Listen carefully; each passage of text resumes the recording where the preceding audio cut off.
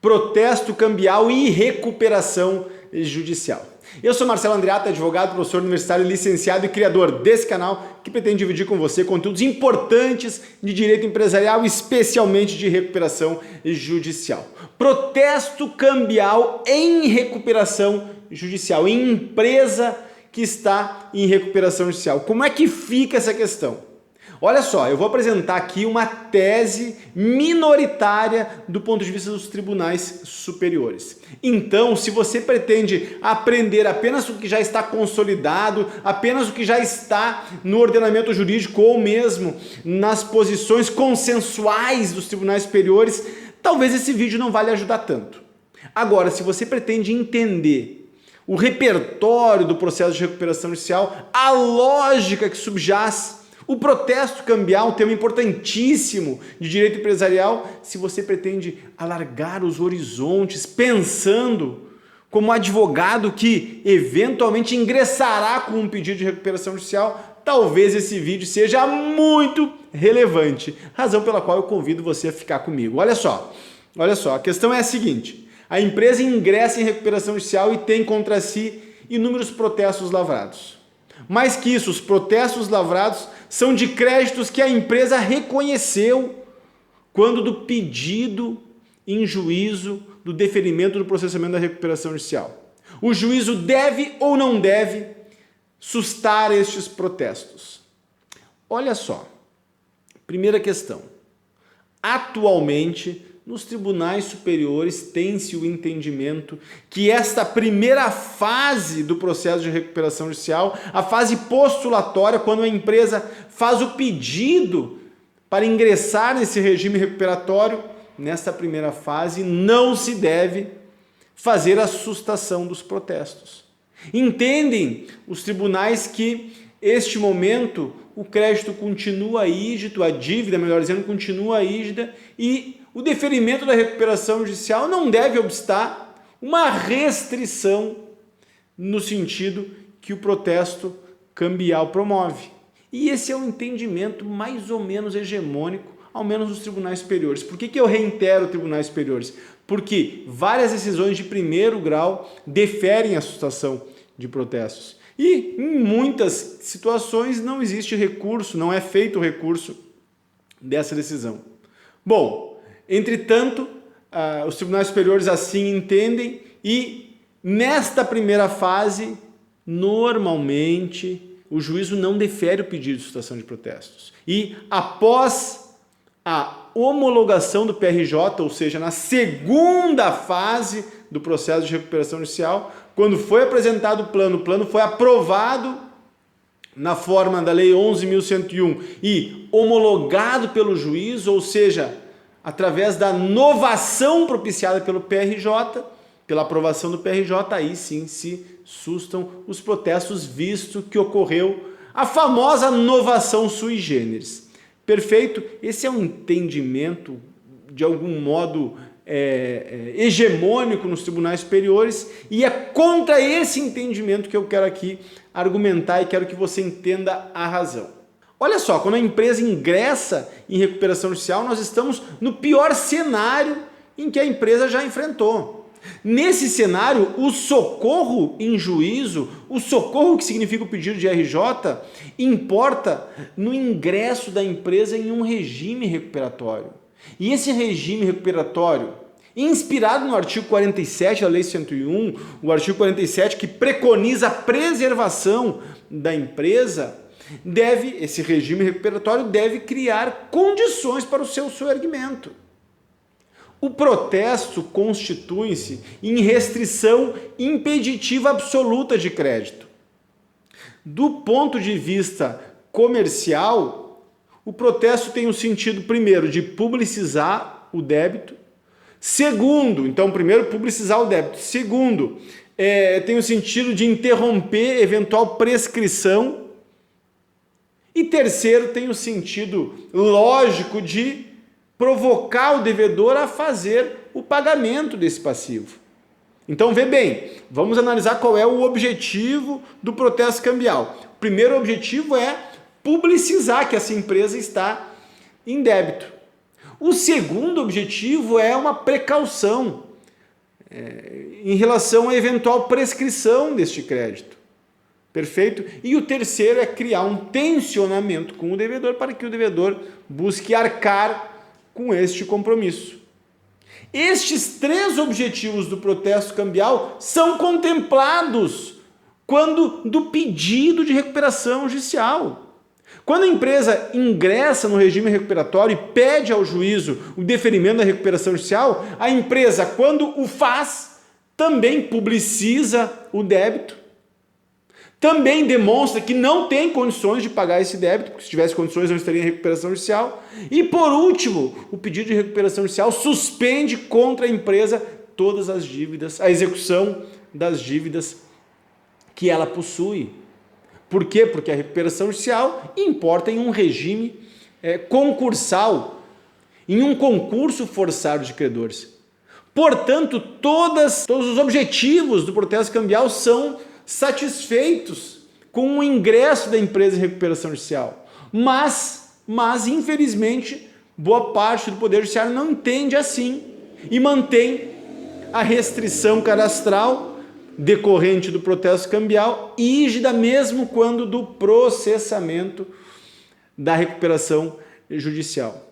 É importante assinalar para esse equívoco jurisprudencial, em razão de que o protesto acaba por dificultar sobremaneira o soerguimento da empresa.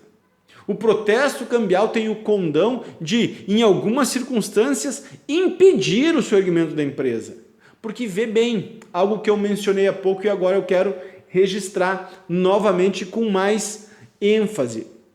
Se o objetivo da recuperação judicial é oferecer condições para o soerguimento, não há sentido o indeferimento desse pedido.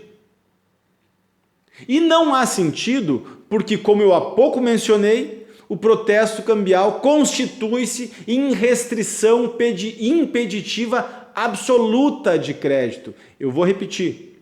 Não há sentido em manter os protestos cambiais porque estes constituem-se em restrição impeditiva absoluta de créditos dentro do sistema financeiro. E vê bem, essa restrição não passa pelo crivo de um gerente do banco, não passa pelo crivo administrativo da agência bancária. Essa restrição decorre de um acordo internacional entre os sistemas financeiros chamado Acordo de Basileia, em que se elencaram algumas condições para manter o crédito otimizado e manter a proteção do sistema financeiro.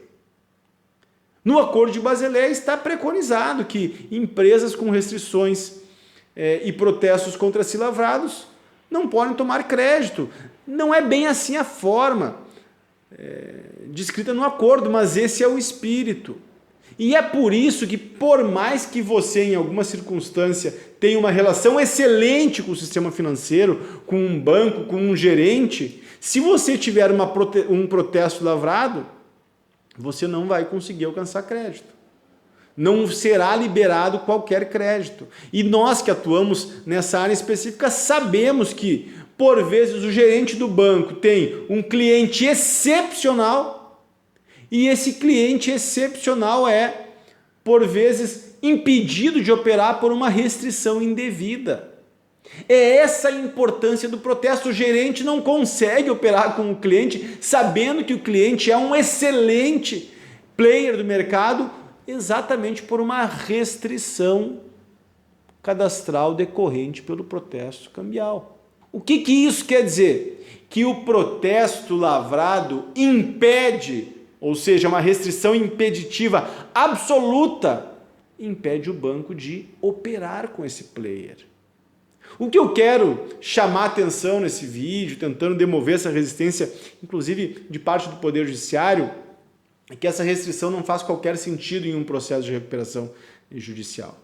Se um processo de recuperação judicial tem por escopo o soerguimento da atividade empresária, tem por escopo a repactuação desse passivo através de novas bases e em acordo com o conjunto dos credores, a subsistência do protesto tem por escopo simplesmente criar entraves, criar problemas desnecessários e do ponto de vista legal do sistema preconizado na Lei 11.101, sem qualquer sentido.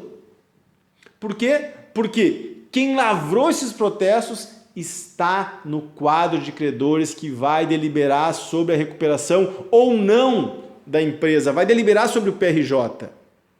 Portanto, não há lógica, não há sentido em manter o protesto rígido, tendo em vista que a empresa está renegociando esse passivo com esse credor que vai apoiar ou não o plano de recuperação judicial. E mais, se ele não apoiar o plano de recuperação judicial e este plano de recuperação judicial for aprovado a despeito da sua opinião, da sua posição, ocorrerá, mesmo contra a vontade do credor que lavrou o protesto, ocorrerá a novação. O plano de recuperação judicial será aprovado e o credor que lavrou o protesto deverá se submeter ao conclave, em razão dos termos do artigo 45 e 58, da aprovação do plano de recuperação judicial. Portanto, não existe lógica em manter o protesto, especialmente dos credores que se submetem ao processo de recuperação judicial. Questão que poderia ser um pouco discutida são os créditos que não se submetem. O credor de um crédito decorrente de contrato de alienação fiduciária, enfim. Mas eu estou tratando como se esse não fosse o caso. E eu estou aqui sublinhando que o regime recuperatório pretende oferecer condições interessantes, condições para a viabilidade da empresa. E é por isso que não se coaduna com este regime recuperatório que sejam mantidos os protestos cambiais. Portanto, não há um sentido lógico, como eu expus no início. O objetivo do protesto cambial é plenamente satisfeito com o processamento da recuperação judicial e não há sentido nos termos da sistemática jurídica, visto que o ambiente que se pretende produzir com a Lei 11.101, especialmente com o capítulo de recuperação judicial, é um ambiente favorável à recuperação da empresa.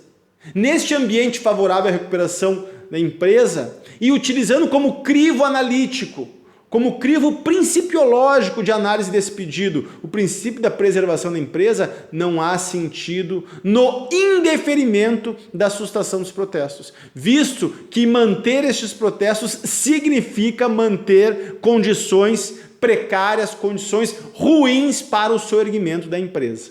Esse é o centro da questão, tudo mais me parece secundário, me parece desnecessário, e assim, se o credor de boa fé que protestou não levanta esse protesto, bom, que o Poder Judiciário tome para si esta responsabilidade e ofereça condições objetivas para que a empresa se recupere. Qual é a minha explicação para essa resistência? A minha explicação é muito simples. Eu entendo que nesse aspecto o Poder Judiciário fica de costas para a economia. O Poder Judiciário não entende com sensibilidade, com acuidade, que o protesto cumpre uma função gravíssima no sistema creditório, no sistema financeiro. É essa falta de entendimento de como a vida comercial funciona que faz com que o Poder Judiciário mantenha essa resistência despropositada e que merece uma revisão. Espero que vocês tenham entendido essa crítica construtiva, essa leitura mais adequada ao mercado que propriamente estrito às decisões já deferidas pelo Poder Judiciário. E se você gostou, eu convido você a se inscrever nesse canal, apertar nesse sininho e depois também me acompanhar no Insta e no Face. Mais do que conteúdo estrito, eu quero também provocar a sua reflexão. Então, escreva abaixo o que você acha, concorda, discorda, complemente, me ajude a construir esse ecossistema recuperatório que eu vou te agradecer. Grande abraço, até mais.